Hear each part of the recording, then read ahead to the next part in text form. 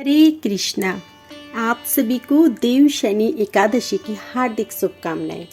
देव शनि एकादशी के अवसर पर आज रसपान कीजिए देव शनि एकादशी की व्रत कथा का।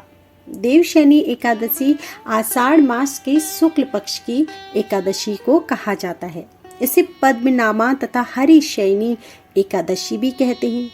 पुराणों में ऐसा उल्लेख मिलता है कि इस दिन से भगवान विष्णु 4 माह के लिए बलि के द्वार पर पाताल लोक में निवास करते हैं और कार्तिक शुक्ल एकादशी को लौटते हैं। इसी दिन से चौमासी का आरंभ भी माना जाता है।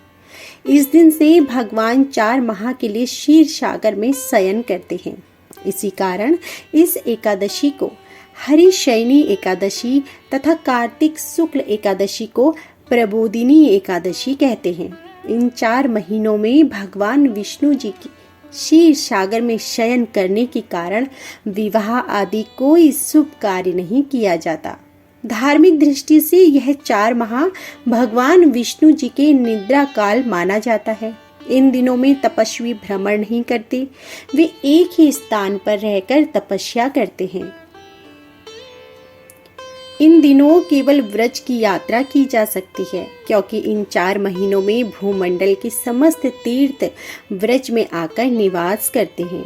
ब्रह्म वैवर्त पुराण में इस एकादशी का विशेष महात्म्य लिखा है। इस व्रत को करने से प्राणी की समस्त मनोकामनाएं पूर्ण होती हैं और सभी प्रकार के पाप भी नष्ट होते हैं तथा भगवान श्री हरि प्रसन्न होते हैं। तो आइए सबसे पहले जानते हैं श्री हरि की पूजन विधि। सभी एकादशियों को भगवान विष्णु की पूजा आराधना की जाती है, परंतु आज की रात्रि से भगवान का शयन प्रारंभ होने के कारण उनकी विशेष विधि विधान से पूजा की जाएगी। इस दिन उपवास करके भगवान विष्णु जी की प्रतिमा को आसन पर आसीन कर उनका षोडोपचार सहित पूजन करें। उनके हाथों में शंख, चक्र, गदा, पद्म सुशोभित कर उन्हें पीतांबर, पीले वस्त्रों व पीले दुपट्टे से सजाएं। पंचामृत से स्नान करवाकर उसके पश्चात भगवान की धूप, दीप, पुष्प आदि से पूजा करके आरती उतारें। भगवान को पान यानी तांबुल, सुपारी यानी पुंगी फल अर्पित करने के बाद मंत्रों की स्तुति करें। सुप्ति त्वमि जगन्नाथं जमत सुप्तं भवेदिदं विबुद्धि त्वमि बुद्धचं जगत सर्व चराचरम। अर्थात हे जगन्नाथ जी, आपके निद्रित हो जाने पर संपूर्ण विश्व निद्रित हो जाता है और आपके जाग जाने पर संपूर्ण विश्व तथा चराचर भी जागृत हो जाता है। इस प्रकार प्रार्थना करके भगवान विष्णु जी का पूजन करना चाहिए। तत्पश्चात ब्राह्मणों को भोजन कराकर स्वयं फलाहार करना चाहिए। रात्रि में भगवान के मंदिर में ही शयन करें तथा भगवान का भजन व स्तुति करनी चाहिए। स्वयं सोने से पूर्व भगवान को भी शयन करा देना चाहिए। इस दिन अनेक परिवारों में महिलाएं पारिवारिक परंपरा अनुसार देवों को सुलाती हैं। इन 4 महीनों के लिए अपनी रुचि अथवा अभीष्ट के अनुसार नित्य व्यवहार के पदार्थों का त्याग और ग्रहण करें। मधुर स्वर के लिए गुड़ का, दीर्घ आयु अथवा पुत्र पौत्र की प्राप्ति के लिए तेल का, शत्रुनाश आदि के लिए कड़वी तेल का, सौभाग्य के लिए मीठे तेल का और स्वर्ग प्राप्ति के लिए पुष्प आदि भोगों का त्याग करें।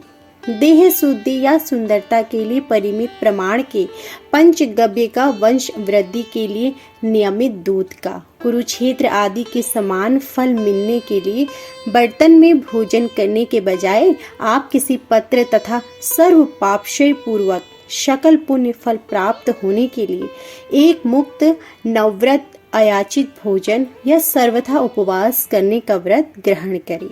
साथ ही चतुर्मासीय व्रतों में कुछ वर्जनाएं भी हैं, जैसे पलंग पर सोना, भार्या का संग रहना, झूठ बोलना, मांस, शहद तथा किसी अन्य का दिया हुआ दही, भात आदि का भोजन करना, मूली, बैगन आदि साग खाना भी त्याग दें।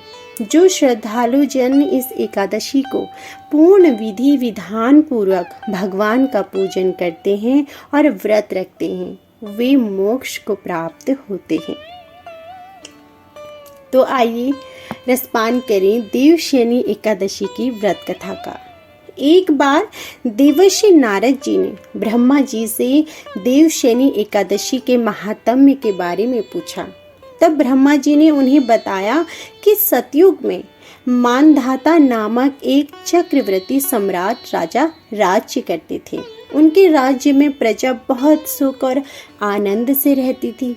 एक बार राज्य में लगातार 3 वर्ष तक वर्षा न होने के कारण भयंकर अकाल पड़ा। प्रजा व्याकुल हो गई। इस दुर्भिक्ष से चारों ओर त्राही त्राही मच गई। धर्म पक्ष के यज्ञ, हवन, पिंडदान, कथा, व्रत आदि सब में कमी हो गई। प्रजा ने राजा के दरबार में जाकर अपनी वेदना की दुहाई दी। राजा ने कहा, आप लोगों का कष्ट बहुत भारी है, मैं प्रजा की भलाई हेतु पूरा प्रयत्न करूंगा। राजा इस स्थिति को लेकर पहले से ही काफी दुखी थे। वे सोचने लगे कि आखिर मैंने ऐसा कौन सा पाप कर्म किया है जिसका दंड मुझे इस रूप में मिल रहा है।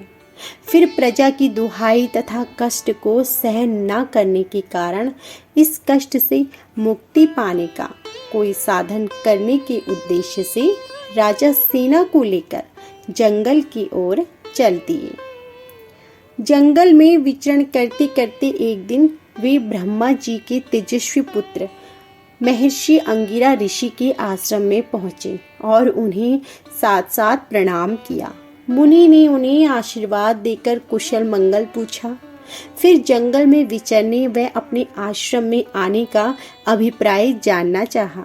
तब राजा ने दोनों हाथ जोड़कर कहा, हे महात्मन, सब प्रकार से धर्म का पालन करते हुए भी मैं अपने राज्य में इस प्रकार की त्राही त्राही का दृश्य देख रहा हूँ। मैं इसका कारण नहीं जानता। आखिर क्यों ऐसा हो रहा है? कृपया आप इसका समाधान कर मेरा संशय दूर कीजिए। यह सुनकर अंगिरा ऋषि ने कहा, हे राजन, यह सतयुग सब युगों में श्रेष्ठ और उत्तम माना गया है। इसमें छोटे से पाप का भी बड़ा भारी फल मिलता है। इसमें लोग ब्रह्मा की उपासना करते हैं। इसमें धर्म अपने चारों चरणों में व्याप्त रहता है।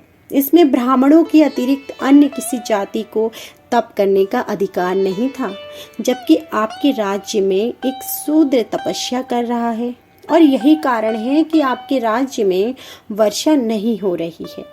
अब जब तक उसकी जीवन लीला समाप्त नहीं होगी तब तक यह दुर्भिक्ष शांत नहीं होगी। उस शूद्र तपस्वी को मारने से ही पाप की शांति होगी। परंतु वह तो राजा का हृदय था।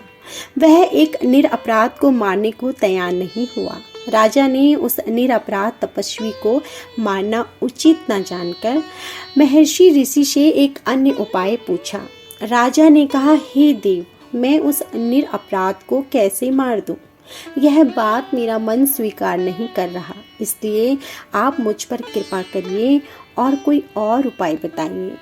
तब ऋषि अंगिरा ने कहा, आषाढ़ माह के शुक्ल पक्ष की एकादशी यानी पद्म एकादशी या हरिशयनी एकादशी का विधि पूर्वक व्रत करो और इस व्रत के प्रभाव से अवश्य ही वर्षा होगी।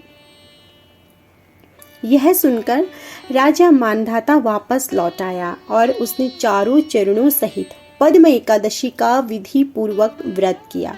व्रत के प्रभाव से उनके राज्य में मूसलाधार वर्षा हुई और पूरा राज्य धन धान्य से परिपूर्ण हो गया। तो यह थी हमारी संपूर्ण कथा। यदि आपको हमारी यह कथा पसंद आई हो तो वीडियो को लाइक करना ना भूलें। चैनल पर नए हैं तो चैनल को सब्सक्राइब कीजिए और बेल आइकन दबाएं, जिससे कि आपको आगे भी ऐसे ही एकादशी से संबंधित नई नई रोचक कथाएं सुनने को मिल सके। आप सभी का धन्यवाद।